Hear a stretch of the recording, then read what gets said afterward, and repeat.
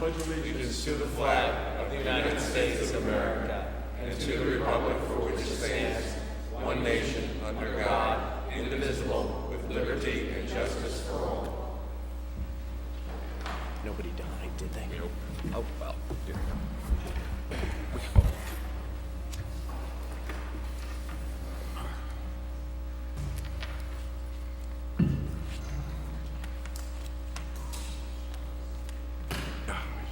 Figure this out first.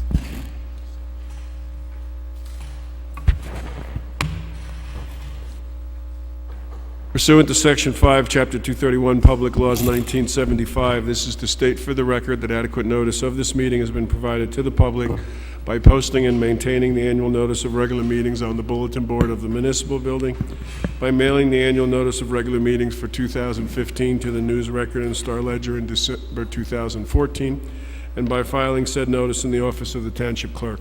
Mr. Brownlee? Here. Mr. Larrier? Here. Mr. Leventhal? Here. Mr. Ryan? Here. Mayor DeLuca? Here, thank you.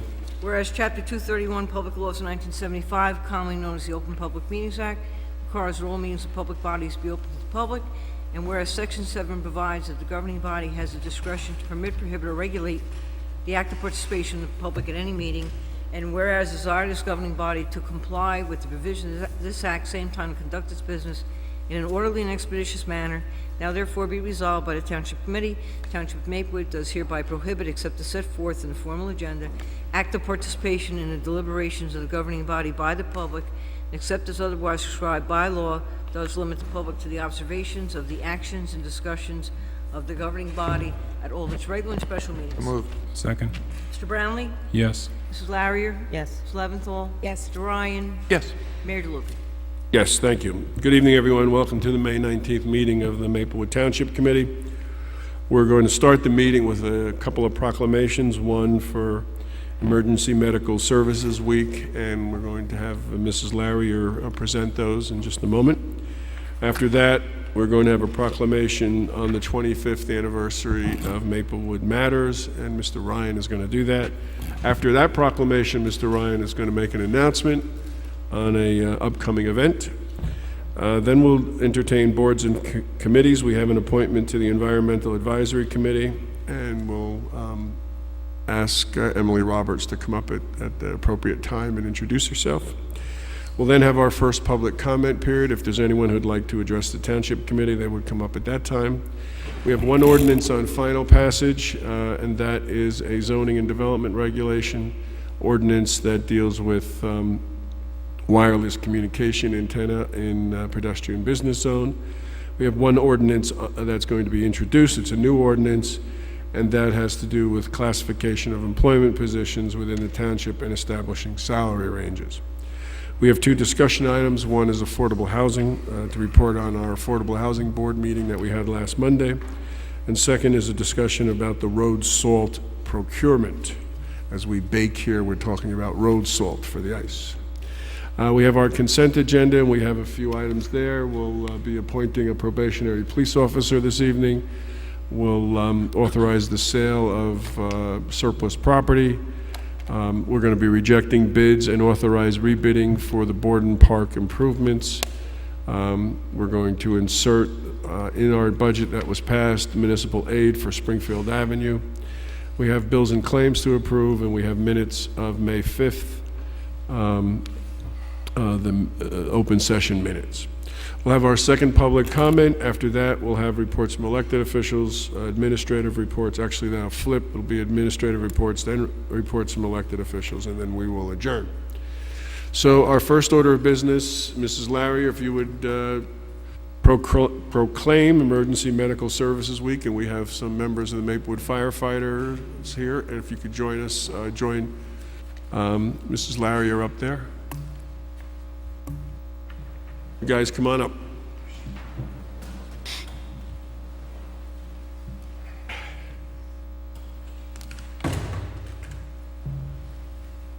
I'm going to ask our township clerk also to join us up here.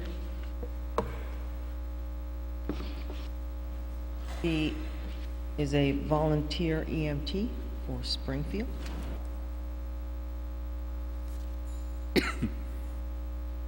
Whereas emergency medical services is a vital public service, and whereas the members of emergency medical services teams are ready to provide life-saving care to those in need 24 hours a day, 7 days a week, and whereas access to quality emergency care dramatically improves the survival and recovery rate of those who experience sudden illness or injury, and whereas the emergency medical services system consists of first responders, emergency medical technicians, paramedics, firefighters, educators, administrators, emergency nurses, emergency physicians, and others, and whereas the members of emergency medical services teams, whether career or volunteer, engage in thousands of hours of specialized training and continuing education to enhance their life-saving skills. And whereas it is appropriate to recognize the value and the accomplishments of emergency medical services providers by designating Emergency Medical Services Week, now therefore, Mayor Vic DeLuca of Maplewood Township, in recognition of this event, does hereby proclaim the week of May 17th through 23rd, 2015 as Emergency Medical Services Week. Thank you.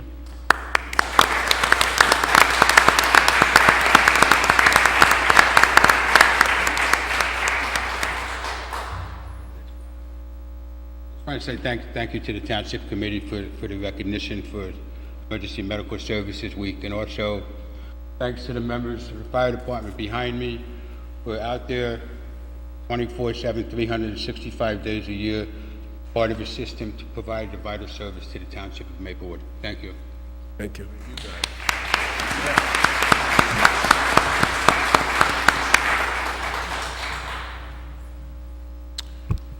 Okay, next up, Mr. Ryan, we invite the folks from Maplewood Matters to come on up to the mic and greet Mr. Ryan.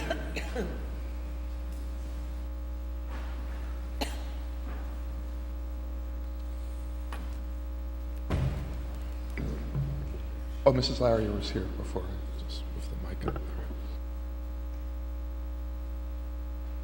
Ms. Duncan, didn't we just do this with a cake? It's going to go on for a That's long no, it's splendid. As part of Ms. Duncan's celebration of this anniversary, she was going through old archives and taking out old pictures and sending them around, and she sent me this great picture of my son and I working on volunteering and assembling Project Playground over in Memorial Park quite some time ago now, and it was really kind of nice to have that memory come back, and I didn't realize that Matters had been around for that long. So it's a great thing to celebrate, and I'm very happy to be able to make this proclamation. Everybody in? Good. Whereas Matters magazine began in 1990, serving Maplewood and area residents with a free magazine. It's located in a storefront in the heart of Maplewood Village. Matters magazine provides direct delivery to every home in Maplewood and South Orange, publishing 7 times a year. And whereas since 1990, Matters magazine has shared the best news about living in Maplewood and South Orange. It has stood the test of time, 25 plus years as a great concept, with originators that never age, remarkable advertisers, and loyal longtime readers. And whereas Matters magazine spotlights local personalities, and we do have many of those, history and nostalgia, leisure activities, how-to primers, and news-oriented features, the staff are local people who love their towns and want to share positive information and stories. And whereas Matters magazine has earned an outstanding reputation, and a well-deserved one at that, for celebrating good news, just one of the many positive aspects of living and working in Maplewood and South Orange. The magazine's articles are conceived months in advance, and they're always looking for interesting feature story ideas and selected press releases. And whereas today there is an online version of the publication as well as print, Matters magazine continues to keep us informed about Maplewood and South Orange.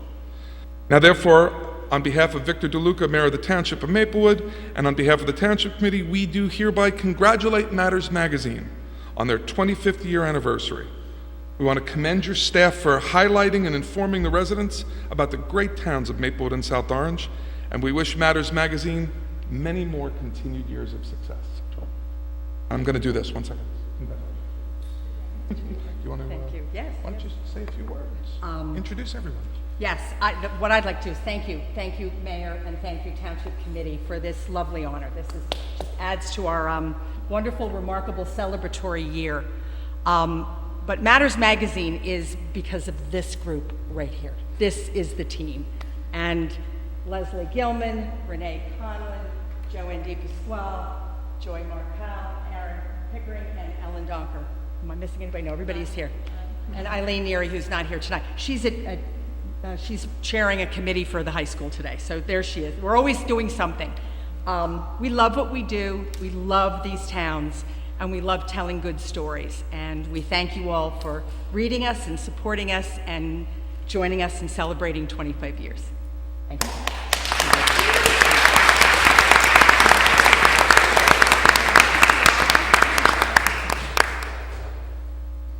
Get my son back up on my shoulder. He's bigger than me. Got it? Okay, good. Should stay for a moment because the next announcement is a great feature. Okay, then we will. Thanks. So I'd also like to make an announcement, which is extremely exciting. I'm making this announcement on behalf of the Department of Recreation and Cultural Affairs and on behalf of the Maplewood Arts Council, which is very excited to make this announcement. So reserve time on your calendar between Monday, August 2nd and Saturday, August 15th of this summer. We will be visited in Maplewood by 5 Buddhist monks from the Drepung Losling Monastery in Tibet. And working up to 8 hours a day, they will be laying millions of grains of colored sand into a large geometric pattern called a mandala, 1 grain at a time. This presentation has been done at the Field Museum in Chicago. It's been done at the Victoria and Albert in London. It's been done at the Smithsonian Sackler Gallery. And this summer it'll be done at the Woodland. This is extremely exciting. The public will be invited at no cost to review the mandala while it's under construction. There's a number of events throughout the week. There's a press release that's going out very soon about it. There's an opening ceremony where they consecrate the site of the mandala sand painting, 30 minutes of chants and music and mantra recitation. It's all free. But the other thing is that this is designed to really be a community project. So in addition to just making this announcement, the Arts Council is going to be putting a committee together to reach out to volunteers to help form a steering committee to help make this happen. One idea that is done when these folks do this in other places is an idea called a monk in the guest room. Where families in Maplewood and South Orange can volunteer to house some of these people in the time when they're not busy working on the mandala. There's going to be a public meeting on Thursday, May 28th at 7:30 p.m. at the Woodland, which we're calling a mandala planning session. So I think everybody should come out to the mandala planning session. It's incredibly exciting to think that something that was in Chicago in the Field Museum and at the Victoria and Albert is going to be right here in Maplewood is incredibly exciting. And it's something that we're going to be able to do as a community because we are a community of volunteers and it's going to take volunteers to make this happen. So I'm looking forward to it. Everybody here should come on May 28th at 7:30 and be a part of the mandala planning meeting and help be a part of this great project. So I look forward to it. And you should write an article about it, Karen. Thank you. Mr. Desdare, could you switch that around? Thank you.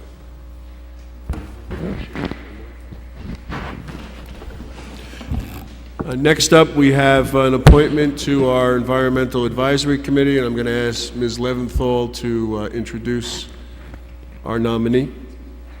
If Miss Emily Roberts would come up to the microphone.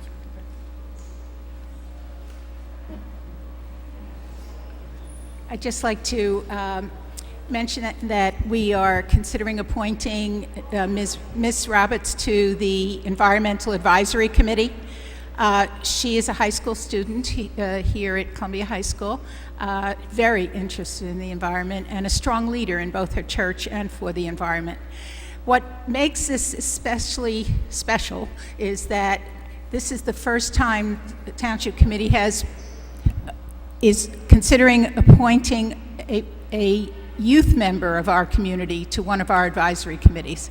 I predict that it won't be the last, but this was an idea from the Environmental Advisory Committee. I thank them for that, and I would like Ms. Roberts, if you could just tell us a couple of things about yourself, your interest to be part of the membership of the advisory committee.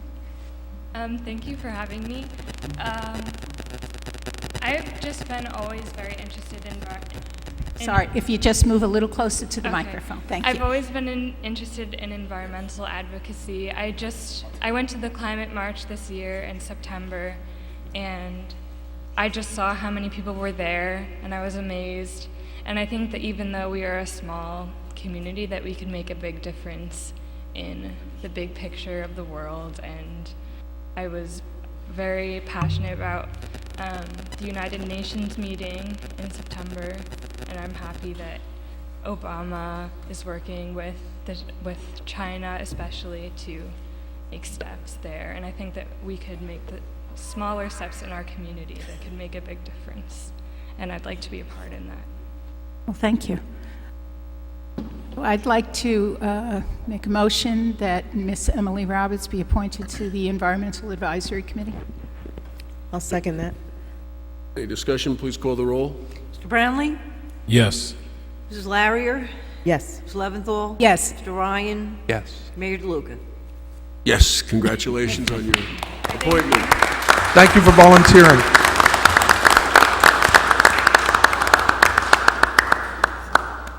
So now comes all the meetings. Okay, next up, we have our public comment. Is there anyone who would like to address the Township Committee? We ask that you come up, give us your name and address or affiliation. Good evening, Mr. Mayor and members of the Township Committee. For the record, I'm Deborah Collins, Director of Small Business Development and Affirmative Action for the County of Essex. And I have one announcement for you this evening, and it's a very, very important one. The County Executive and the Board of Chosen Freeholders wish to invite you to our 13th annual open house at the Turtleback Zoo. Everyone loves this event because it is free from 10 a.m. to 2 p.m. on Saturday, May 30th. That's right, free admission to the Turtleback Zoo. It's a wonderful opportunity, I'm quoting our county executive, to learn about the variety of services that are available to county residents that impact our community and quality of life. And, let me put it very simply. All 22 of our departments, divisions, constitutionals, and statutory authorities will be present. So if you've ever wanted to meet all of our directors, the sheriff, the Essex County Board of Chosen Freeholders in person, shake their hands, or if you'd just like to share some comments or concerns with them, they'll be there in person. So we invite you to join us, and I've left copies of this invitation with the Township Clerk. So thank you. Unless there are any questions for you, this is the end of my presentation this evening. Questions? Questions for me, that is. My daughter brought that flyer to me, said, I think we have something to do. So, that's great, that's great. And we're getting giraffes. I'm so excited about that. I tell everyone, we're going to have giraffes at the Turtleback Zoo. So come and visit us. We look forward to seeing all of you. Okay, thanks very much. Thank you. Is there anyone else who would like to address the Township Committee?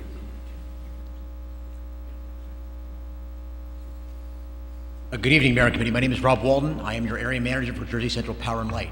We provide power to, about a third of the municipality. Just wanted to come in, introduce myself, allow you to put a face to a name. I spent 20 years as a sales engineer before coming to JCP&L.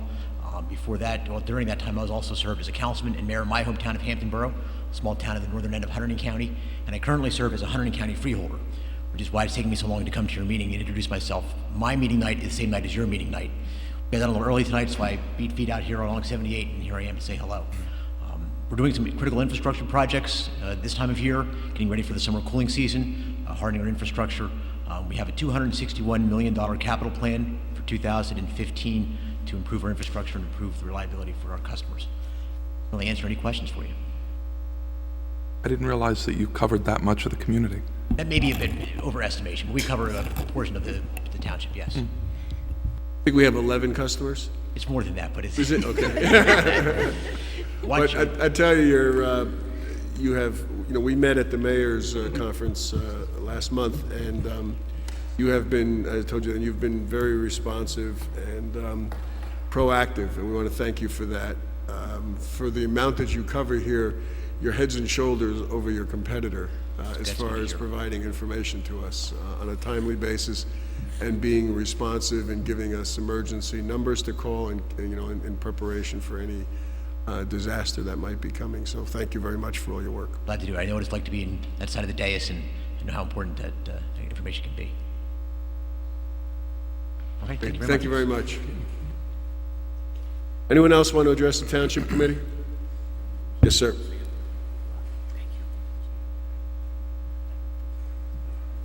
Good evening, Mayor, Township Committee.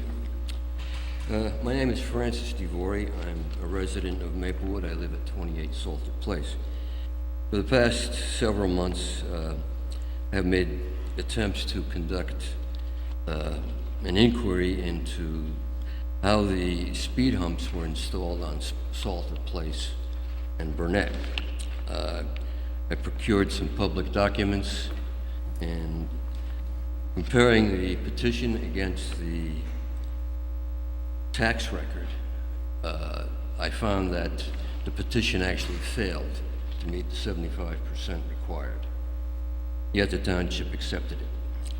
I further went on and reviewed the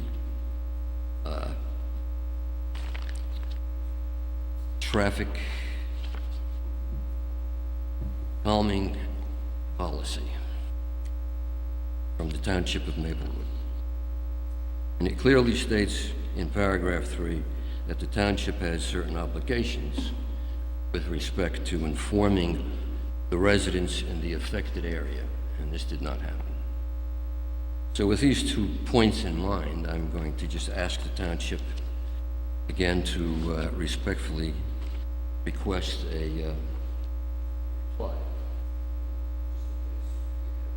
Just watch yourself. Watch the wires. Okay. I'll take those. Oh, no, I don't, I'm sorry.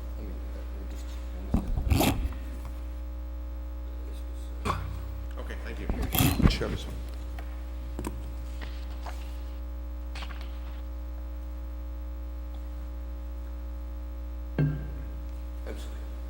Thank you. I don't feel the need to take any more of your time. I just wanted to make this part of the public record and state simply that I would like a reply. Yeah, just let me, I know you've sent me an email, and we've been waiting to have a planning and engineering committee meeting, which we held on, was the 7th or something. Anyway, the engineer is going to do another traffic study there, speed study, post speed humps, and he's going to do it in July. That's when he did the one that gave him the analysis here. So we'll have some data to compare. We'll have some data to compare, so that's going to occur in July. You have to use the microphone. Use the microphone, please. Just one point on the new VISTA study that was done.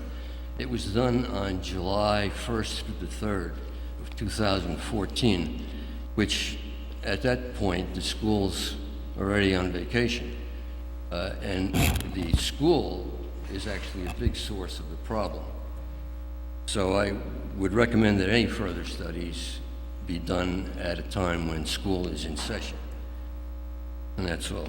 Well, the reason he's going back to July of 2015 is to compare the same period in 2015 to the same period in 2014, so. Okay, thank you. Okay. Hopefully I'll be hearing from you with some results. And I appreciate your time. Thank you. Anyone else want to address the Township Committee? Seeing no one, we will close the public comment. This public comment period, there'll be another one later on. We have an ordinance on final. Mr. Mayor, ordinance on final passage, ordinance number 2781-15, an ordinance to amend chapters 271 of the Code of the Township of Maplewood entitled Zoning and Development Regulations. This ordinance will add the pedestrian business zone to the list of location priorities for antennas, antenna structures, and wireless communication antennas. This ordinance has been published, copies posted on the bulletin board in the municipal building, and copies made available to the general public in accordance with the law. Is there anyone who would like to speak on this ordinance? Seeing no one, Mr. Ryan, can we get a motion? Mr. Chair, I move this ordinance be adopted as a whole and the clerk be directed to publish the same as a passed ordinance in the Maplewood South Orange News Record according to law. Second.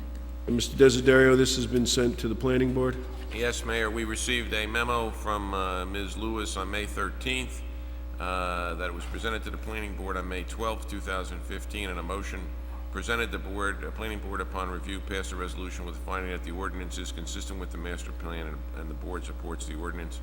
There was one other suggestion. The planning board recommends the Township Committee review a listing of the priority locations for antennas, antenna structures, and wireless communications. So it is approved by the planning board, and I just give you that information. Okay, thank you. Any discussion? Please call the roll. Mr. Brownlee? Yes. Mrs. Larrier? Yes. Ms. Leventhal? Yes. Mr. Ryan? Yes. Mayor DeLuca? Yes, thank you. We have an ordinance on introduction. Mr. Mayor, item number 10, introduction of new ordinance, ordinance number 2788-15, amendment to ordinance 2755-14, authorizing classification of employment positions within the township and to establish salary ranges for employees. Ms. Leventhal? Mr. Mayor, move passage of this ordinance on first reading, its publication according to law in the Maplewood South Orange News Record, and a hearing to be held on June 3rd, 2015. Mr. Manning, why do we do this on a regular basis? Well, because we have new employees come in, the ranges sometimes get out of whack, so we have to straighten them out. It was just really for one particular position that we had to do the whole thing. So this isn't establishing salaries, this is establishing ranges that different job classifications fall into. Right. Or amending already established ranges. Right. And once that becomes there, we discuss any changes to salaries for 2015 for non-union employees. Thank you. Any other comments, questions? Please, yes. I need a second, right? Oh, you didn't second it yet? I thought you did. I'm sorry. Second. Okay. Please call the roll. Mr. Brownlee? Yes. Mrs. Larrier? Yes. Ms. Leventhal? Yes. Mr. Ryan? Yes. Mayor DeLuca? Yes, thank you. Discussion items. We have two. Affordable housing, Mr. Desiderio. Yes, Mayor. As I reported to you either at the last meeting or meeting before, there has been an issue arising out of the Supreme Court's most recent decision involving affordable housing. The Maplewood Affordable Housing Committee met a week ago yesterday. The full committee was there along with Special Counsel for Affordable Housing, Jeff Serenian, and Community Grants and Planning, Megan York was there as well. Mr. Serenian brought the committee up to date on the course of action that he recommends that be taken, and that is that between June 8th and July 8th of 2015, a declaratory judgment action be filed on behalf of the Township of Maplewood. The purpose would be to establish that Maplewood has in fact been in compliance with the Round 3 regulations and to insulate the Township of Maplewood from suits from builders for what was called builder's remedy, wherein a builder would seek as a quid pro quo for putting in affordable housing, high-density housing. And this has been an attempt by builders over the course of the years. We reviewed in detail Maplewood's status with regard to its affordable housing obligations, and we can say that Maplewood has done everything that has been required of them, and that will go well in terms of supporting the position of Maplewood with regard to securing this insulation from builders' remedy suit.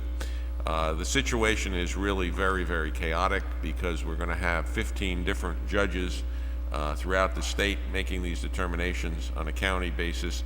Some judges will have multiple counties, probably Morris and Sussex will be together, and Hunter and Somerset are sometimes together, etc. But there's not going to be necessarily any consistency between what the rulings are going to be and what the standards are going to be.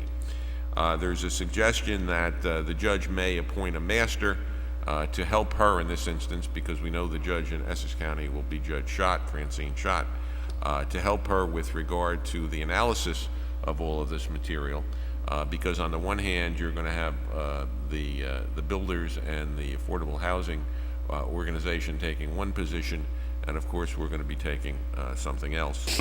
And in that regard, it has been recommended by Mr. Serenian that the Township of Maplewood join with other municipalities in sharing the cost of an expert, a gentleman by the name of Burchell, B-U-R-C-H-E-L-L, I believe it is, with regard to putting together an analysis and a report of the housing needs specifically for the municipalities who retain him. Mr. Serenian has secured a price and has asked me to ask you to authorize a sum not in excess of $2,000 as a contribution towards retaining Mr. Burchell.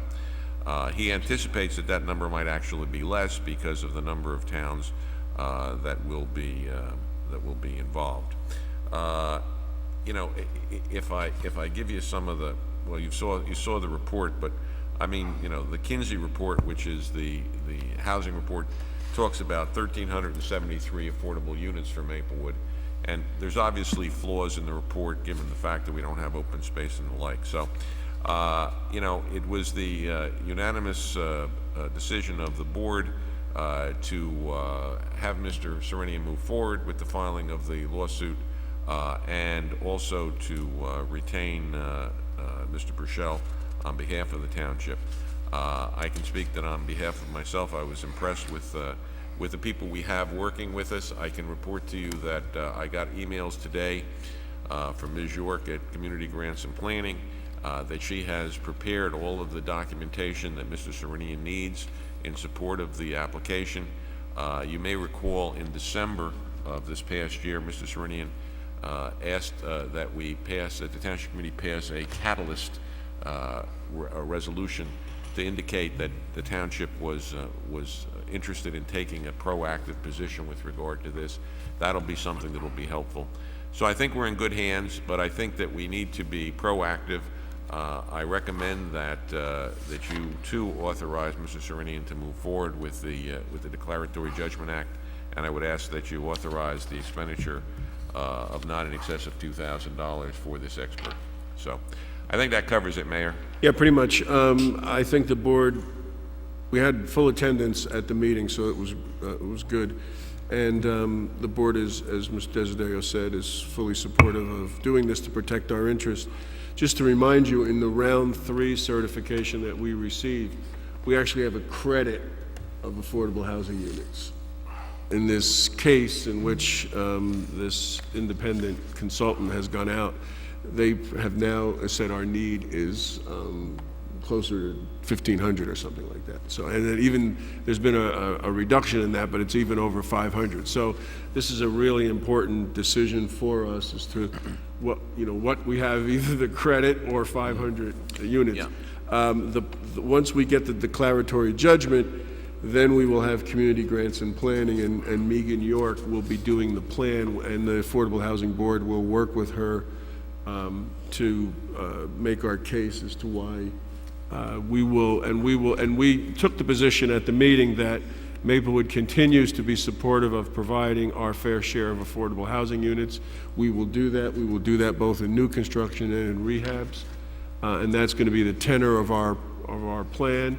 We have put up our own money in the capital budget. This year, we put up $100,000 to do that. And so that's something we will continue to move forward with. But we need to be in better control of this because it is very chaotic at the state level, and I think we're one of 60 or 70 towns that have substantive certification, so we're in very good shape. But we need to go in and protect all the work that we've done in the past.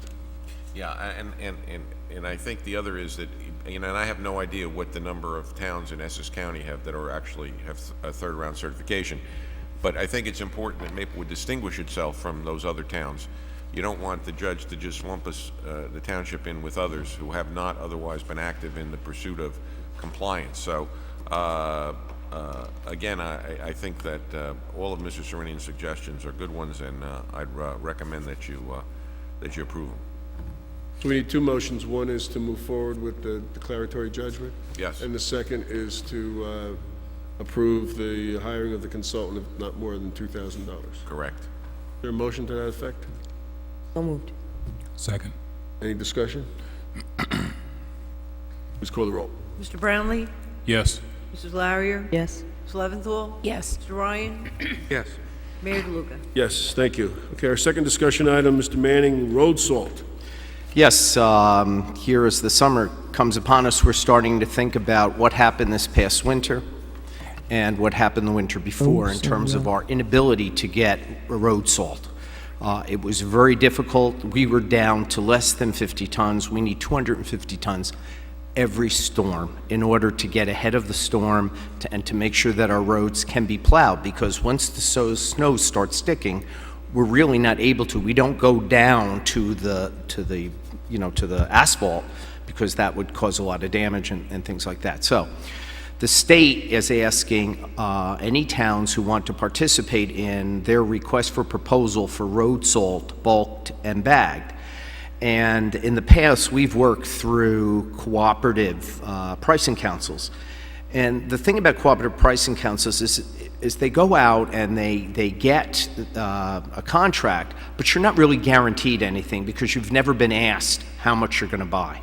This will really require you to do some tough thinking and to say, we will get X tons, we're going to buy that. And that means if we have a good winter, it's not so bad, we still have that.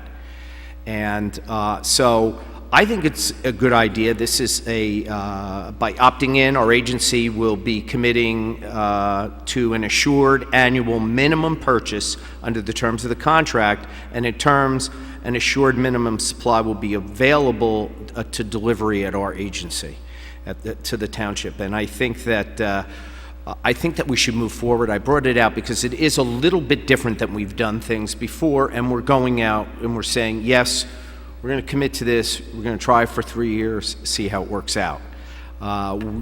We cajoled, we cursed, we did everything we possibly could to get salt last year, and it was not possible for us. This may be a way to guarantee that. Mr. Brownlee? What is our total storage capacity? I understand how much we need per storm, but how much? Yeah, no, what's our total I'm not storage sure capacity? how many. It's either 550 or 750 tons. I'm not exactly sure. Maybe if Mr. Burbank is listening, he will text me. Did you have anything else? So it's, No, that was my question. Ms. Leventhal, and then we'll go down the So line. this is a 3-year commitment? Yes. Okay. And the price is set at this point in the, when we make the contract? Early on, yes. They'll go out for a proposal, they'll find out the lowest price and the delivery and get all that. It's like any other bid that the state does. Thank you. And, maybe, and we'll work with Mr. Bell to, see if we can judiciously determine the amount that we need. So we're not going over, but we're not, it's going to be hard. It's a crapshoot sometimes. I'd just like to understand what the out provisions are in the contract. If we determine it's not working for us, if we determine it's a problem, are we committed for a year? Are we committed for a season? Can We're we get out? committed for 3 years, but there's always in these contracts, there are ways of opting out. We have to see what their proposal says about that. Okay. But pretty much we're going to be committing for 3 years, like we do with our energy contracts and things. You said we have a storage capacity, you believe, of like 550? 550 tons 550, but we need 250 tons per storm. per storm, so, So what you do is you have your storm and you get a new shipment in. oh, I see, okay. So it just come, it's not, so say we got 1,000 tons, they don't all come All at at one once, time. I see, Right. okay. You order it over the season. Okay, and if we order 1,000 tons and we go through this process, we're guaranteed there's no running out, there's no, oops, we don't have it, and you're out of luck? And according to the state procurement office, I mean, we'll look at the details as we get closer, but, and this is the first time they're doing that and asking us to participate in this fashion. I like that they're asking you how much you need ahead of time. Okay, everybody okay with moving forward with this? Okay, Thank you. thank you. We get a motion on the consent agenda. So moved. Second? Please call the roll. Mr. Brownlee? Yes. Mr. Larrier? Yes. Mr. Leventhal? Yes. Mr. Ryan? Yes. Mayor DeLuca? Yes, thank you. We're up at our second public comment. Is there anyone who would like to address the Township Committee? Seeing no one, we will close that. We have reports, administrative reports. Mr. Manning? Yay, the farmer's market is coming. It will be here on June the 8th, so it's really right around the corner for those of you. I'd like you to begin all of your reports from now on with, yay, farmers market, if you could. And so we just want to remind people, we will be having once a month, we're going to have our health department is going to come and to provide blood pressure screening and pulse and those types of things, and to distribute information. And depending upon how all that works out, we may expand that over the course of the summer and into the fall, and then make plans for next year. We think it's a good opportunity to meet those people who really can't make it to town hall, or who can't make it to the libraries or wherever else we're having it. So it'll be right there. And that is all that I have to report, unless you have questions. Is the farmer's market going to continue to be 12 till 7 until the end of October? It's actually 2 to 7, yes. I'm right. sorry, Yeah, it's 2 o'clock until 7 o'clock, Indiana parking lot, Indiana and Springfield Avenue. Really? So is it any substantive changes to who will be participating, or is it pretty much the same? Mr. Correa? You can let him know. There's going to be a change in just one vendor. For the most part, we'll continue to bring the main farmers that bring most of the produce. We'll have Allstate Farms, Stony Hill, Hoboken Farms, Jersey City Veggie Burgers, and then we have our pickle vendor, and that's it. Okay, thank you. Anything for Mr. Manning? Thank you. Thank you. Mr. Desiderio? I have actually 4 items, some of which are reasonably quick, one of which may take a little longer. I'm pleased to advise that the PSE&G site is scheduled to close tomorrow. Once that closing occurs, then things will start to move forward with regard to the developer in terms of the remediation of some asbestos that is there, and then the demolition of the building and construction moving forward. So, like I said, I spoke to the attorney for Avalon Bay this afternoon at about 3 o'clock, and he said this closing was still scheduled for tomorrow. So, in a related situation, the fire department, through Mayor DeLuca, had asked to do a training session at the PSE&G site before the buildings were demolished, and Avalon Bay has agreed to do that. They agreed subject to the township providing a kind of standard form indemnification agreement that basically held them harmless from any damage or cause any injuries that might occur. And it's going to be fairly extensive in that they're going to allow them to use hoses on the building, punch holes in the roof as if they were venting it, break windows. So the firemen it'll be like a day at Disney for the firefighters. And they were very cooperative in doing that. So, it's oftentimes developers get wrapped for other things, so they've been cooperative in concerns of doing that, okay? I circulated to you late this afternoon, and I apologize because I thought you had already seen it. A letter from the ACLU with regard to the Maplewood sign ordinance, wherein the ACLU is challenging the fairness and objectivity of the sign ordinance. We have been looking at this. It's our belief that Maplewood Township ordinance is fine, that the ACLU is, for reasons that I cannot articulate, overreacting to certain situations. We think it's objectively fair. We don't think it favors anyone in particularly or any type of sign in particularly. So we are going to draft a response and we will get something out to them by their self-imposed deadline of May 30th. I don't know what happens if we don't respond by May 30th. I think maybe we will turn into pumpkins. In any event, we will circulate it to you before it goes out, unless you direct me to proceed in a different manner. Okay with that? We okay with that? Yep. Okay.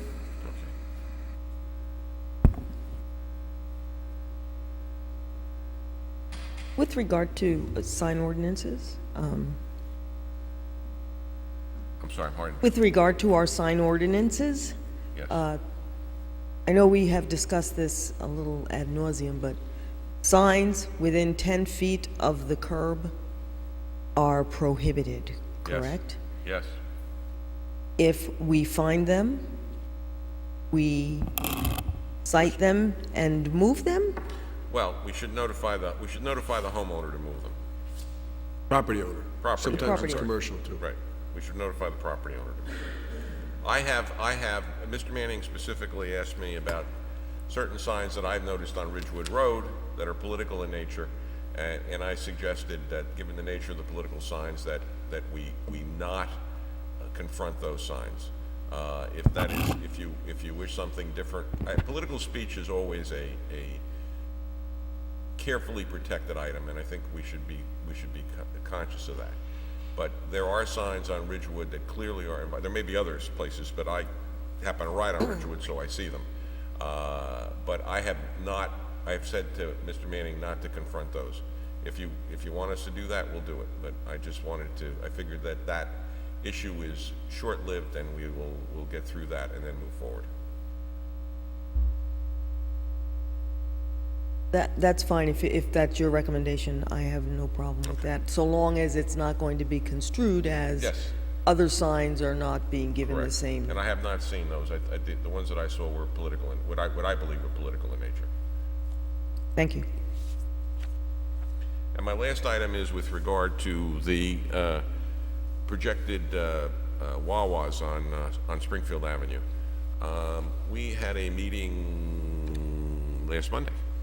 Monday was a busy day with the proposed developers of the Wawa site, and there are certain issues that they have asked that be addressed, and I guess I'm laying them out to you to see what the position of the governing body is with regard to them. The first issue is that the Wawa's is intending to sell gasoline as part of the site, and as I saw the rough site plan, the gasoline, the pumps would be on Springfield Avenue basically, and the store portion would be behind it. As of right now, depending upon a reading of the code, that is a conditional use in the highway business zone. So That the is a what? issue is now Wawa's position. I'm they sorry, sent that is a memo what? to this is I just didn't hear, that is a what use? a conditional use. Conditional use, okay. Conditional use within the highway business zone. So it's not a permitted use, but it's a conditional use, and then there's a whole series within the code of what must be satisfied in order to satisfy a conditional use.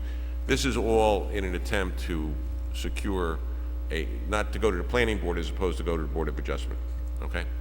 Now, they're arguing that given the genesis, the new development of mini-marts okay, that actually gasoline is merely the sale of a retail product associated with the food, so that it's not technically the traditional gas station associated with you know, servicing automobiles, etc.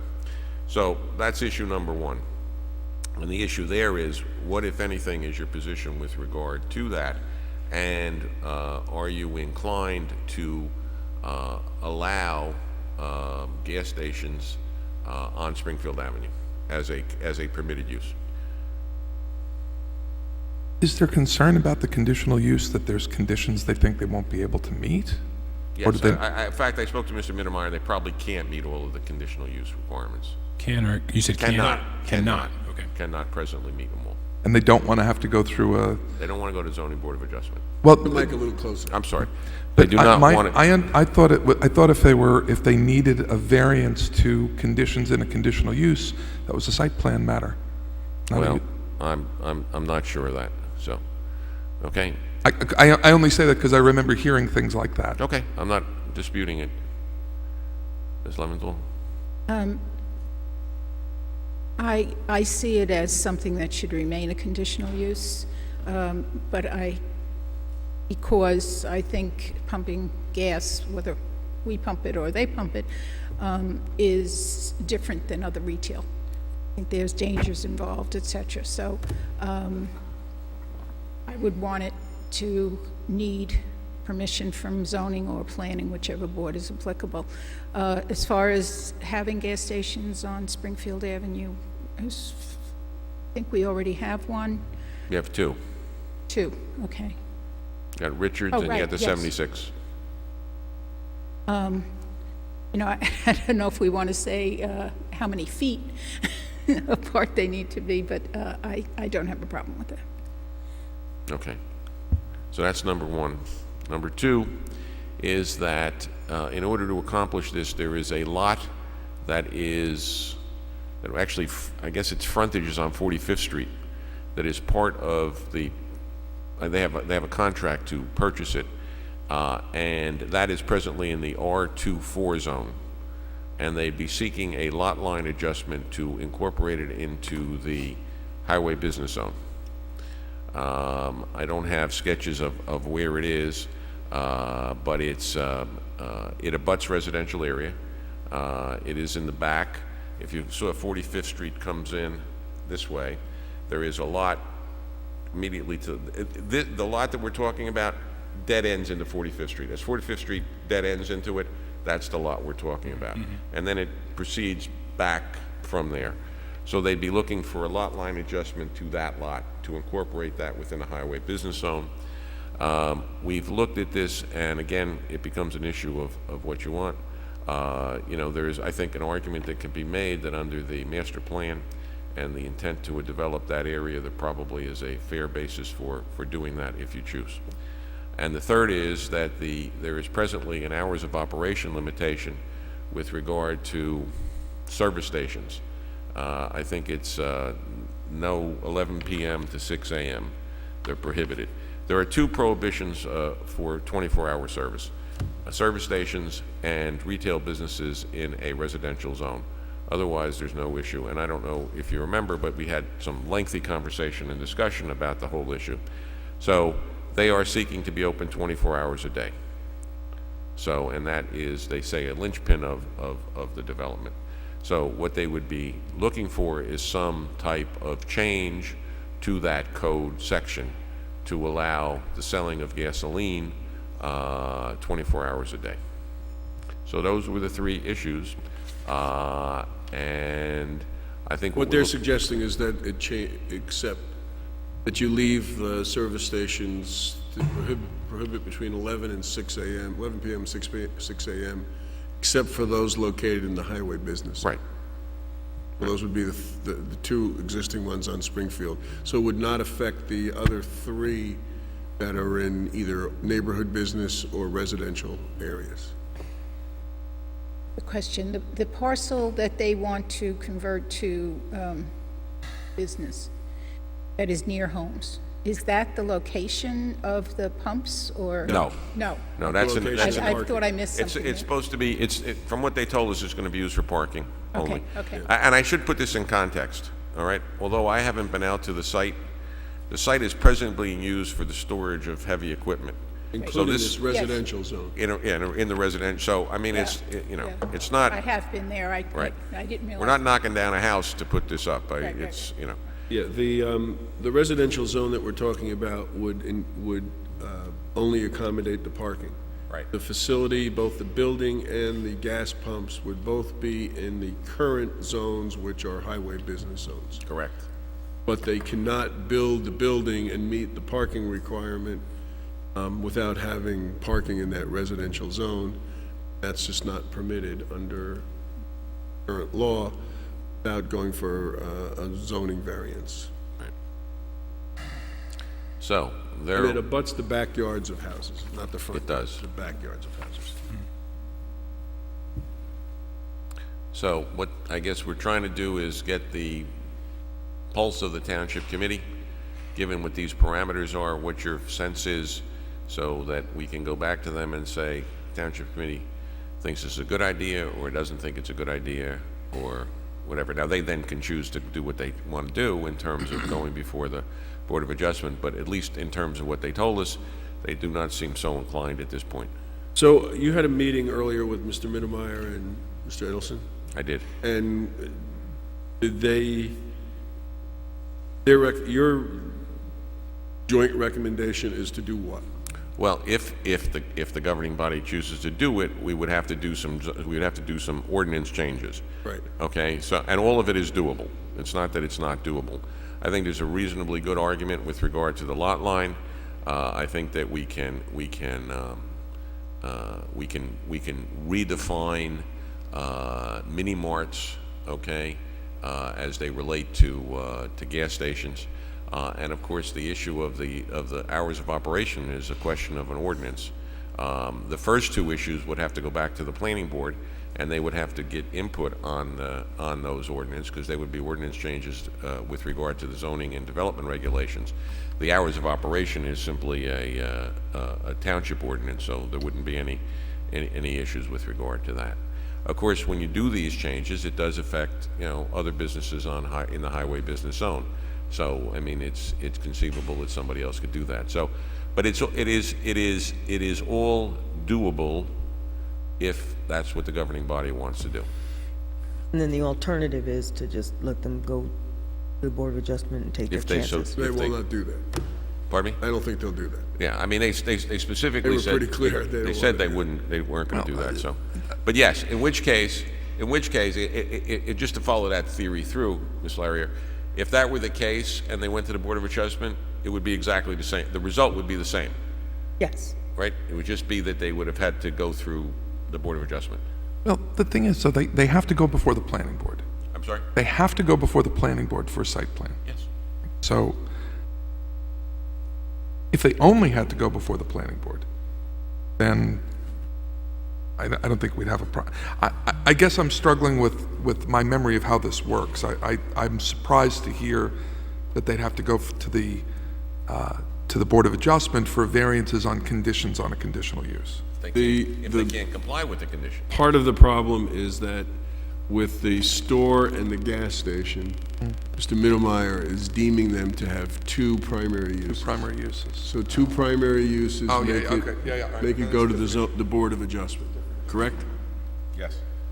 So by doing an ordinance that redefines gas stations, when our ordinances were passed, these convenience stores, most of them weren't even around. And now Wawa's and Quick Checks, they are becoming primary sources of gas distribution. So they've just changed. The whole market has changed, and so that's what they're coming to us, is that they're basically selling retail goods, including gasoline and beef jerky and soda.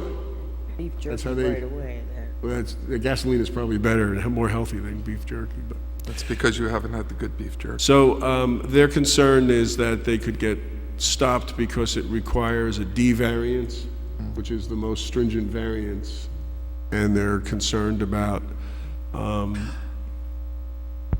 some maybe competitor or something fueling opposition that would, fueling opposition that would lead to a negative result. I guess my concern is, we have the Board of Adjustment, we have the zoning rules. I see them as a way of protecting the township from, as Mr. Desiderio said, once we make that change, it affects anything else that wants to come in there as well.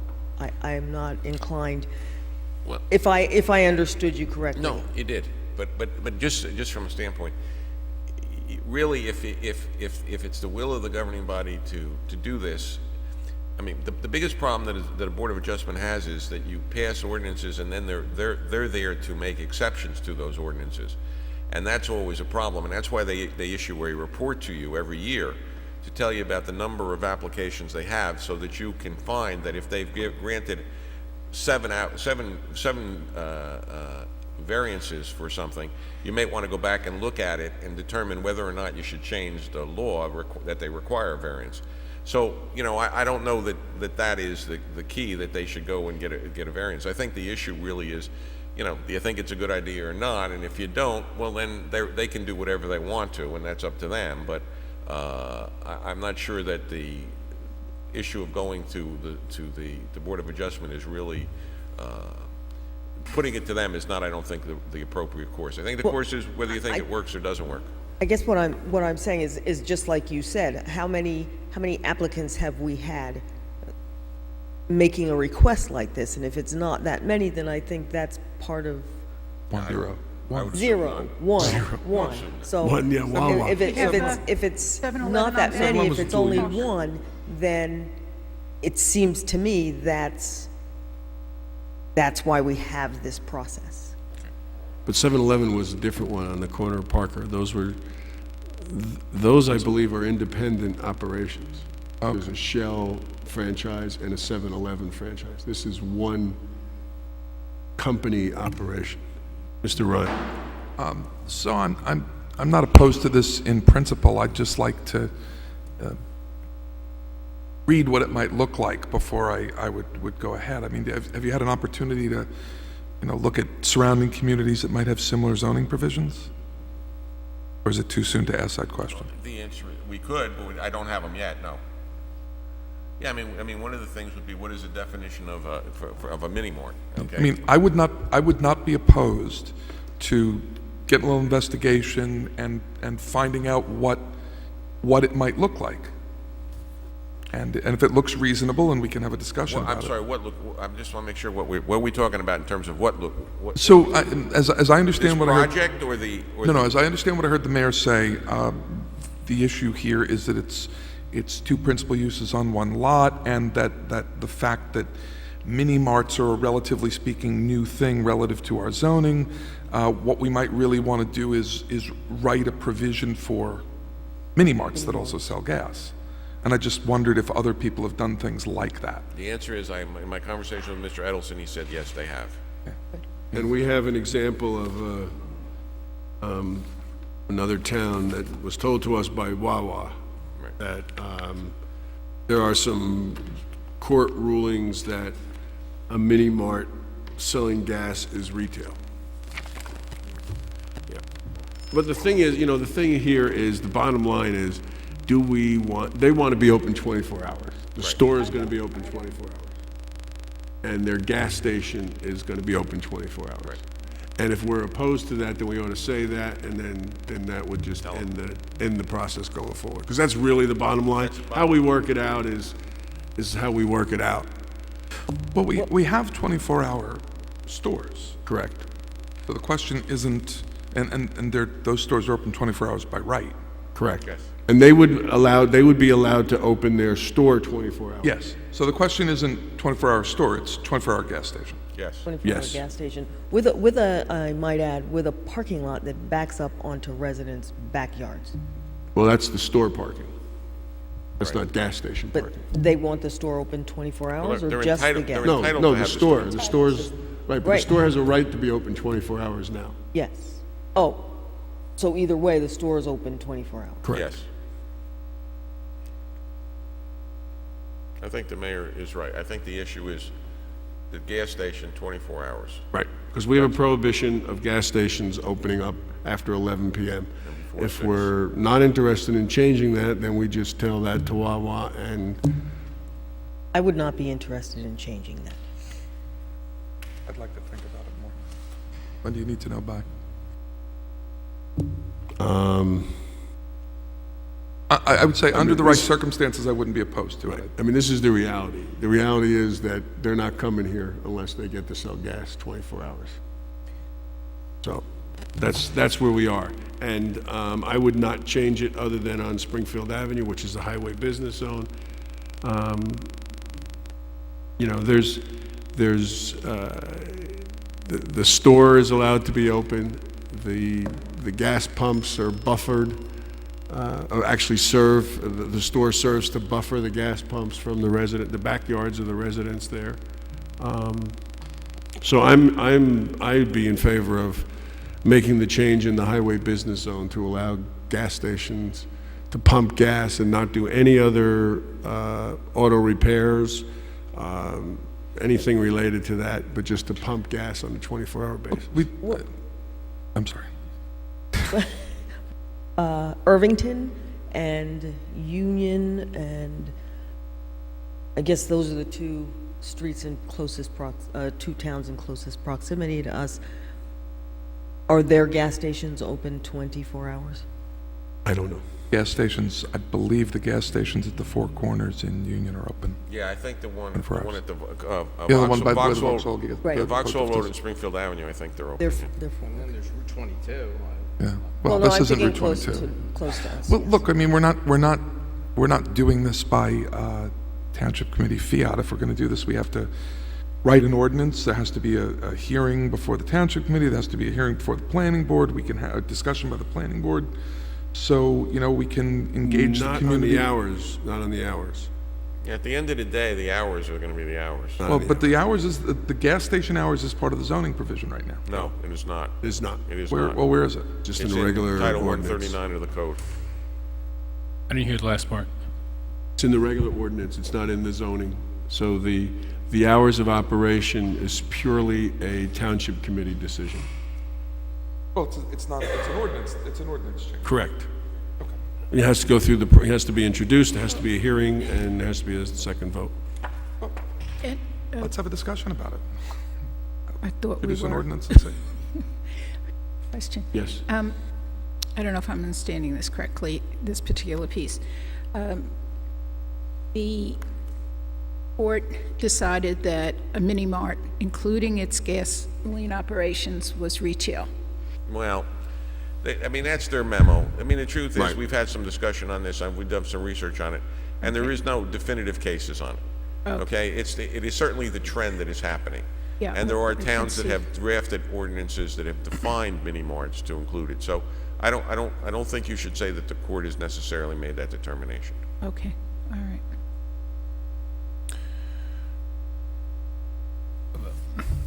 Because my thinking was that they could go to court, if we say no, they could go to court saying, well, if it's, I don't if think. if we want to consider it, if it's to be considered retail, then we would be able to be open 24 I don't get the impression they're looking to go to court. They're not looking to go to the planning, Just go to the zone someplace board of else. adjustment. Yes. They're looking That's for exactly basically, they want, if the town doesn't want them, I guess they don't want to be here.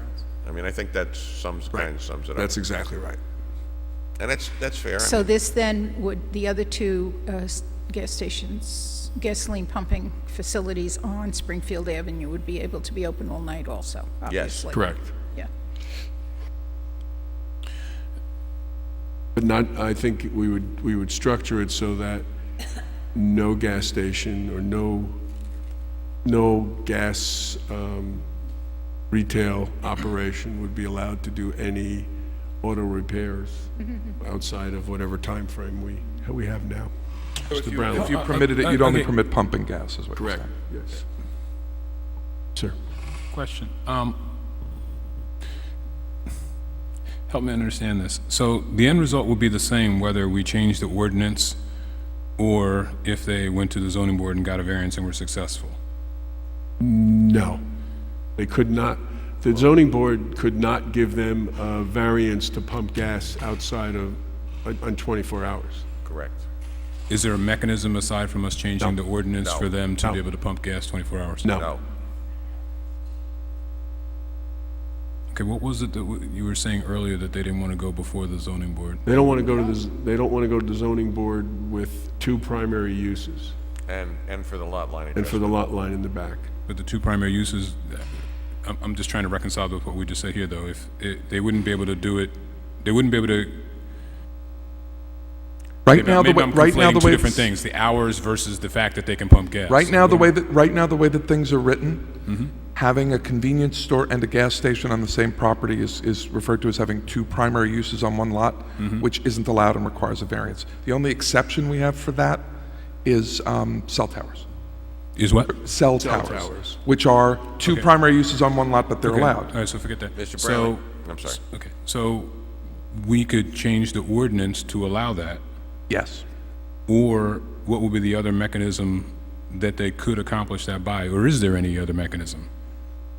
Because I'm trying to understand what you said, that they didn't want to go before the zoning board. I'm The trying to two understand that. primary uses on one lot change is either an ordinance change or a variance. Well, that's what I thought I was saying, or maybe I said it wrong. They would have to, they could accomplish it via a variance. Yes. But they Yes. don't want to do that. Yes. Okay, so I wanted to understand why, just saying it out loud, they don't want to do that. They don't want to do it because the process of going to the Board of Adjustment is difficult. First off, to get a D variance is, you have to have, the bottom line is they want the least amount of resistance possible, okay? To get a D variance is very difficult. You got to get 5 affirmative votes out of the 7 members of the board. You have to establish certain things by expert testimony. And I think their attitude is, and of course you have notice to all the residents who can voice their opinions about it one way or another. And I think part of the issue is that their attitude is, if the township doesn't want us, then we're not going to come. But at the end of the day, Mr. Brownlee, none of that gets past the hours of operation. Because if this governing body says no, okay, then they're going to the Board of Adjustment and going and getting everything else done doesn't achieve what they want. Right, no, So but that's really the linchpin to the whole I understand thing. that, but I'm just trying to, I'm No, I understand. splitting two different discussions here. So I understand the hours of operation part, which we can still get a sense of. I get that. But I was just trying to focus in on this particular part here. So it's difficult, and there's no, excuse me for interrupting you, and there's no sense of surety. There's, you know, if there's an ordinance, there's a process, it's here. They know they're gonna get it or they're not gonna get it. When you go before the zoning board of adjustment, it is a very difficult process and can drag out for a long time. So that's part of it. And of course, you don't know if you're gonna win or you're gonna lose. And then there's an appeal process, and it's a difficult situation. I'm sorry. I'll defer to you for a moment. Go ahead. I think I would feel a little better about the hours of operation, changing the hours of operation, if I thought that they had met the benchmarks that they would need to for the zoning board. Like, after they got the variance for the double use, then I would be They're not going to more- do that. They're not going to spend the money and the effort to go to the Board of Adjustment on a gamble and then come back and say, can you change the hours? I mean, this is in our bailiwick. Okay. We're the ones who decide what we want to see. We've been talking a lot about Springfield Avenue and trying to get development. The master plan here is pretty clear about trying to get, trying to do what we're trying to do as far as new business development, using zoning as a tool to encourage redevelopment in areas that do not meet the criteria for areas in need of redevelopment. This is not in a redevelopment area. It's in a pure, and that's part of the issue. It's in a pure zoning issue, and we have one of the 5 lots or so that they need to meet their parking requirement that's in a retail that isn't a retail zone. But it hasn't been used for retail, and it never will be used for retail. It's been used for commercial. Residential, I'm sorry. Residential zone. It's been used for commercial purposes for a very long time. And so this is on us. If we want this kind of development, then we have to work to try to balance our needs, the needs of residents, and the needs of the developer to make this happen. And that's exactly where I'm at, is trying to balance, all of that. I would like Wawa to come to Maplewood. Would a way to sort of balance the 24-hour issue be that, can we say something to the effect that there has to be a buffering between, for any gasoline pumping, between that retail piece and any residential property? Write any provisions into the zoning code that you want. But there's already a requirement for buffering. There's already a fence that has to get put up, and there has to be planting that gets put up on the inside of the fence. All right, I'm not concerned about this property, actually, because you said that the convenience It's on the other retail side, yeah. is blocking, is Right. there before the residential is there. I'm thinking somebody else comes into town, and we have mini-mart designation. They're going to do a mini-mart, but they are 25 feet from my bedroom window pumping gas Yeah, I think that is probably... at 3 in the morning. Yeah, I'm there's sorry. probably, I mean, I don't know all the zoning, I mean, this is not the case here, but Right.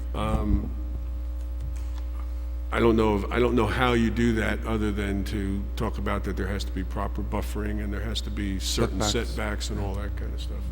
And that stuff exists now, I just don't know what that is. I mean, again, I would not expand this beyond Springfield Avenue. So No, that no, we're no, not no. talking, Yeah, yeah, but- just so we're clear about it. But there are residents that residentials. abut Look it, yeah. at the other 7-Eleven. I mean, it's... Mr. Ryan? It seems to me you're asking us to consider two things.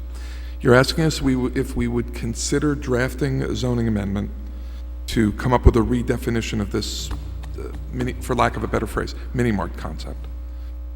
And we'd have to introduce that ordinance, we'd have to publish it, have a discussion with the planning board about it, have a public hearing on it and pass it to see if that would work. And then you're asking us separately, would we be willing to draft an ordinance allowing for changes to the hours of operation for gas stations in the highway business zone? Correct. We're actually asking for 3. And the third is the lot line adjustment. Oh, I'm sorry, I thought that was all part of the front. No, Okay. those are the 3. I mean, so I'd certainly be in favor of drafting those ordinances, having those discussions. I mean, I'd have to read the ordinance in action and see if I was. I'm certainly not opposed to going ahead and drafting ordinances and looking at them. I mean, listen, I'm not looking for work, but at the end of the day, if 3 of you are opposed to the hours of operation, why go through that exercise? Well, so far, I think the only person who's expressed that they're opposed, one. Well, I agree, but I haven't heard anybody supporting it. No, I support it. That's right, I apologize. And I'm trying to find a way to support it. You're okay with it? Okay, I'd be opposed in the right circumstances and in favor in the right circumstances. That's kind of what I'm dancing around with in terms of what the ordinance actually says. I mean, I wouldn't be in favor of absolute unrestricted 24-hour operation of pumping gas on Springfield Avenue, but if you in the highway business zone, but if you established it so that it was only gas and certain setbacks and only in that zone, I think I could be in favor of it. I don't know how you could do that. Very I don't know convoluted. how you can do that. I just, you're gonna, this is the changing of an ordinance that presently regulates the hours of operation of gas stations. It's Title 139. You're gonna say, you're either gonna leave it or you're gonna change it. With all due respect, Mr. Ryan, You can't do that by zone? There's no wiggle room here. You can't do that by zone. By highway business zone. This is the highway business zone. I'm sorry, I thought that's what I was saying. No, but you can't, but you're not going to say, you can say it's for the limited public pumping gas. That's not an issue. Right. But you're not going to be able to put any other, there's not going to be any other distinctions you're going to be able to put on that. I don't know how you're going to, The highway business zone reaches from that lot all the way down to where? I believe it's the whole length of Springfield Avenue. Except for the PRB zones. But Yeah. I'm sorry, I think we're not understanding each other. Let me just try this one more time. If we were, let's say the Township Committee were to agree on this hour change. Right. We could not say that the hour change only applied in the highway business zone? You certainly could. Oh, we could? Yes. Okay, I'm glad I asked. That's not what I'm because- saying. Okay. And you can certainly say that it's for the pumping of gas only and not for the changing of tires or Right. anything, or anything related to it. Okay. But you then started to get into issues of buffering, and I'm suggesting to you that that is not appropriate for this. It's a letting it happen or not letting it happen situation. I understand. I got your vote. And I got the mayor's. So gasoline selling or service station. You is have it 139. Any establishment other than a public garage supplying or selling motor fuel from a pump or pumps and oil from a container or containers direct to motor vehicles. And it says, it shall be unlawful for any gasoline service station to be operated between the hours 11 p.m. and 6 a.m. the following morning. So if we changed the ordinance and I drove up there at 3 a.m., I could say, can you put 2 quarts of oil in my car because Yes. I'm running very low? Yes. But if you drove there with a flat tire and you asked them to change the tire, they'd have to say no.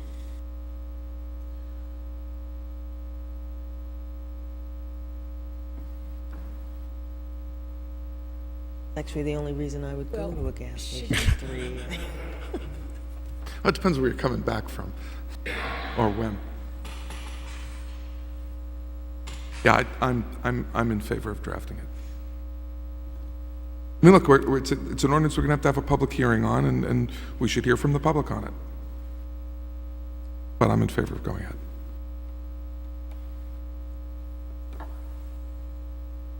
Anybody else want to weigh in?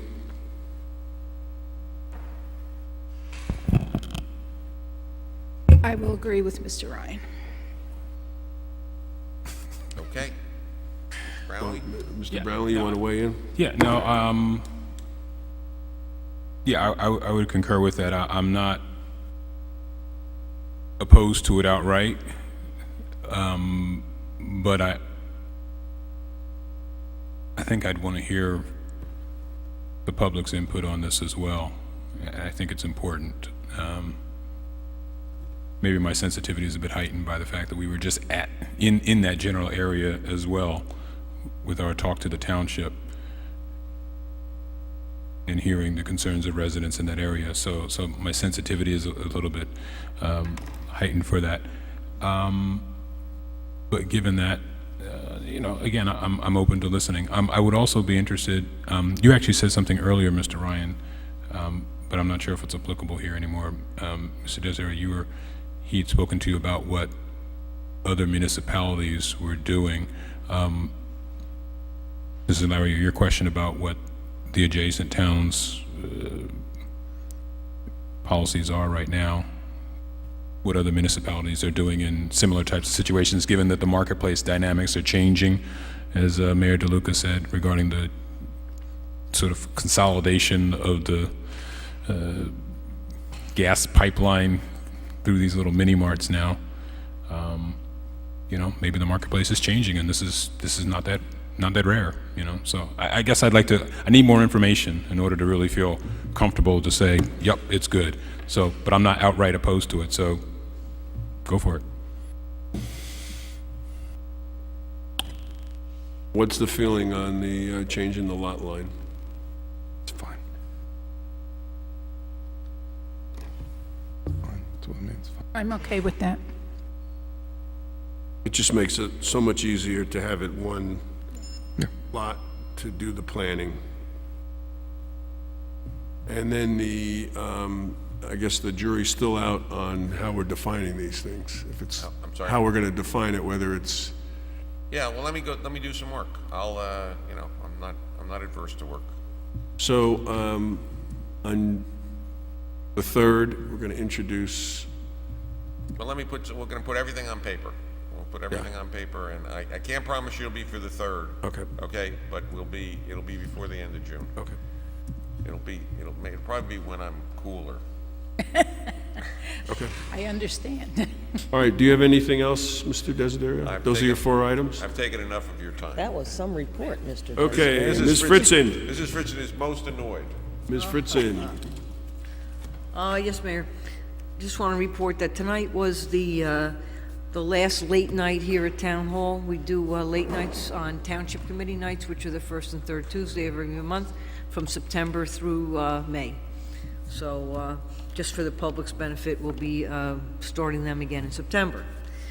I reported, I think at a couple meetings ago, that you traditionally approve ABC renewals in June, and the state is going to an online renewal process. It's going to be quite interesting for our licensees, and they're going to also have a period up till September to achieve that. And the benefit to the township is it doesn't change anything for us as far as the fees that we collect. We're still going to receive them at the same time, sending out invoices to our licensees. I've already been in touch with them. They've certainly been in touch with me because they're confused as to the process. They didn't hear anything yet from the state, and they also know that in May they received their package from us. So again, the grandfather process is through September, but we will still be having our checks of the properties and done by the police, fire, building. So we will be doing everything except for the applicants for renewal will be doing it online. So you won't see any resolutions again next month, more like September. Primary election is next up on Tuesday, June 2nd, and polls are open from 6 a.m. to 8 p.m. in our polling locations. Just to reiterate the change in the firehouse, those voters in 2 and 17 will be voting at the Woodland, which personally I feel is a benefit to the voters, and the parking's a lot better, and the facility is certainly better. Will they be in the parlor or in the auditorium? No, they'll be in the auditorium downstairs, the great room. And those voters that are affected will receive that information on their sample ballot. I don't know how many people look at the sample ballot. We're also going to be doing email blasts. I didn't want to do it too early, and we're going to post the township's electronic sign a few days in advance over at the firehouse so that people will get the idea, and also have it there on election day. Put it on the town website too, please. Excuse me? Put it on the town website too, please. Yes, we are. Memorial Day, the traditional parade and ceremony here at Town Hall will take place, and the next Township Committee meeting, as you know, will be here in this room. We'll be moving following meeting to the Maplewood Police and Court building. When is it? The next Township Committee meeting? Okay, The next one June is June 3rd will be 3rd. here. Wednesday, June 3rd will be here. Just one question. Yes. Those machines, they're on nice soft rubber wheels, yes? No? No? Like Will we be putting something down? We just redid that floor. in Woodland? Keep that in mind. But no, they're not on nice rubber wheels. Yes. Why is it that we're not having the June 3rd meeting at the police, the court build? In the past, we've had the first meeting in June here, just because the day before being primary election day, we're very busy with the election, obviously, and to make the change and have everything in place and operational is gonna be rough. It takes time, and there's testing that has to A be lot of done. testing. And we can't do that next week? I mean, it is really, really The hot in testing here. really needs to be done the day before. I am sorry. The final And I am testing past is the done- hot stuff. The final testing Are you saying it's hot in here? the day before. I'll bring a fan for you. Okay, I lost that one. Okay. Anything else from Ms. Fritzen? No. Reports from elected officials. Mr. Ryan? Just to report that we had a meeting with the Arts Council regarding some future plans for, well, we already mentioned the mandala. We're trying to have a bit of an arts summit in the fall. More about that to come in the next month or so, but I just wanted to let everyone know that the Arts Council is very interested in trying to make that happen. We had a groundbreaking for our new skate park over in Maple Crest Park. Very nice. Nice to have a bunch of skaters with us as we snapped a picture, and especially nice to have the original citizen volunteer who made the first skate park possible there in the picture as well. So it's a good thing. Thank you. Ms. Larrier? Yes, I had three things, but Mr. Manning stole one of mine, so it's okay. I'm sorry. No, that's quite all right. You helped me out. So I have two things. On Tuesday, May 26th, the Associated Humane Society truck van thingy will be out in front of Town Hall. They will be doing rabies shots in the afternoon, but they will do spay-neutering. And I believe you need to call for an appointment, correct? Yes. There is one issue that I would like to ask the Township Committee to consider. On the Public Safety Committee, we have been closely following the rebuilding of the Maplewood First Aid Squad. After the loss of several of its officers, it has come into some decline. They recently acquired a new captain who is in charge over at Winchester Gardens and is very interested in rebuilding the squad. However, he has asked for some considerations from us, one of which is their ambulance is very, very old and actually in need of great repair, and on any given day is very unreliable. They do have enough crews for at least one crew a night to ride in service a night, and perhaps two. However, they have asked if we could, on their ride nights, on their in-service evenings, loan them one of our two ambulances that are owned and operated by our fire department.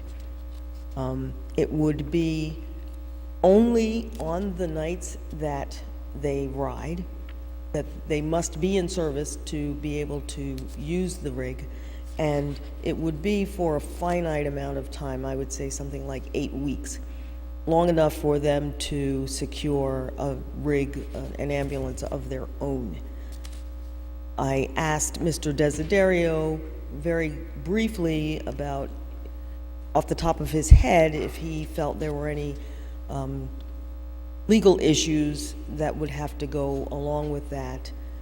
And I would personally like to investigate it, but I don't want to do that if it's a no-go here. And I don't believe that would certainly loan any equipment out like that without the Township Committee approving it. So you have a recommendation, or you have a request that you'd like us to consider this loan of one ambulance on a night that the Maplewood First Aid Squad put together a squad, is that correct? Can put together a crew, yes. Put together a crew, I'm sorry. Yes. Okay. However, it would not be indefinitely. It would only be for roughly 2 months, long enough for them to secure their own rig. The Public Safety Committee gave them some parameters that they need to meet by the end of this year in order for us to still consider them a viable operation in our town and a benefit to our residents. However, they are severely handicapped without wheels, obviously. So I am making that recommendation. So just for purposes of moving this forward, could you make that as a motion? I would move that we would do the legwork we need to do to make sure to make sure that that we move forward with it. Yes, that we loan a rig to the ambulance squad, to the first aid squad, for a period of 8 weeks, only on their Up to 8 weeks. up to 8 weeks, only on their ride nights, their in-service nights. And there'd have to be some procedures created so that there's advance notice to the fire department and all that kind of stuff, right? And that our equipment is protected, yes. Is there a second to that motion? I'll second it for discussion, sure. Okay, so let's have a discussion about it. So we've heard the proposal by Larry. I would assume that the first aid squad is on board with this proposal, right? Yes. Has the fire department been approached? I don't believe we have approached the fire department yet, no. I don't think so. Okay, it's our decision. Right. Well, they have been approached. They were. They were They approached, were. okay. Yeah, They're knowledgeable about this? They know about this request? they know about the Okay. request. That's even better. Are you comfortable with, because I heard your clarification there, up to 8 weeks. Are you comfortable that 8 weeks is, we're not going to bump, do you want to make it slightly longer, or are you certain that the 8 weeks time is going to be adequate? My concern, honestly, Mr. Brownlee, with making it longer is they have been working on this ambulance now since the beginning of the year. I think we first started hearing about it in February. So I'm concerned that if we say, let's make it longer, it will take longer. I'm concerned that once we give it to them, it'll be hard to take it back. And it'll be a little bit of a disincentive to finish up the work they have to do to get their own ambulance, wouldn't it? But if we make it 8 weeks, they'd have to give it back, wouldn't they? I mean, I'm not trying to be funny. I'm just. No, it's not a question of stealing. I'm not saying that we wouldn't be able to get it back. I'm saying, once they've had it for a few months, can we extend it for another month? How can you say no? It's only another month. How can? Yes, I'm hard. I would have no problem doing that, as per an agreement. I think we're really, really supporting them beyond what I would ever expect. I mean, I'm in support of this. I would have asked me in January, and I wouldn't think that I would be. And there are some municipalities that do provide equipment and vehicles and all kinds of things to their volunteer first aid and fire departments. We really don't, and I think this is a way in which we can get them up and running. They would pick up that ambulance and bring it back. Yes. So they don't get custody of it except in the period of time that their crew is working. So I don't see that as a problem. Anything more? All right, so we have a motion that we would do this trial period of up to 8 weeks, that we would loan the Maplewood First Aid Squad one of our 2 rigs at the fire department, and assuming that, if they have a crew and that there's proper protection of the town as far as insurance and legal liability and things like that. Question. Effective when? I think as soon as we can get it together. As soon as we can get it together. And there was another question. It just out of my mind. Ending by August 1st. Pardon? And ending by August 1st? Well, I think 8 weeks from the start, right? Yeah. We are not loaning them one of our 2 rigs. We are loaning them the backup rig. Yes. They will not have our primary rig. Correct. And That's if good. we are out of our primary rig, they cannot have the secondary rig. Correct. All right. Yeah. Okay. That's fair. Okay, because I guess that was a little bit of my concern when you said effective when, is would the fire department need to have some time to make whatever allowances they would need to do? And I just want to make sure we wouldn't run afoul of something there. Well, wouldn't it be it would be up to 8 weeks from the From date when they that can do it. starts. No, I know, but I'm saying that start date, I didn't want to, in a sense, cut them off short. Oh, we needed another X number of days or a week to get ready, in a sense. If not, then that's fine. I just want to make sure. There are some issues that really do have to be clarified, insurance issues. Right.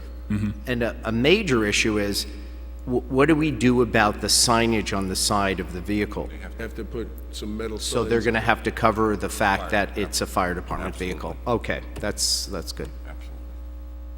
I think it's what, Mr. Ryan, you mentioned August 1st. I like that we have some control over when these 8 weeks are.